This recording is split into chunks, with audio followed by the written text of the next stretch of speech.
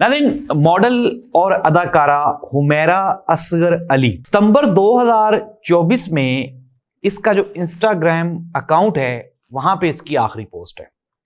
अक्टूबर 2024 में जो साथ वाला फ्लैट है उसका जो रहायशी है उसके साथ इसकी आखिरी डिस्कशन है सितंबर 2024 में। और फिर उसके बाद जो मोबाइल डाटा है अक्टूबर 2024 में आखिरी कॉल है और मैसेज है।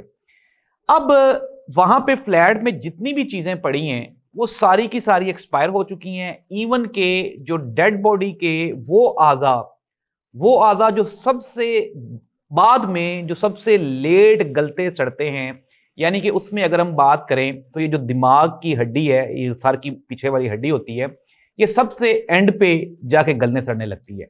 वो भी मुकम्मल तौर पे गल सड़ चुकी थी। और ये जो शोल्डर है, कंधा है, एक बाजू पूरे का पूरा वो अलग हो चुका हुआ था। नाज़रीन, ये वो इंकशाफात हैं जो आपको कोई नहीं बताएगा। एक तो लोग कहानियां सुना रहे हैं, झूठी कहानियां सुना रहे हैं। अब इसके जो वालिद हैं, हमारे सोर्सेज ने पता कराया, डॉक्टर असगर अली, इसकी जो फैमिली है, इसका भाई, इसकी भाभी, वो भी डॉक्टर्स हैं।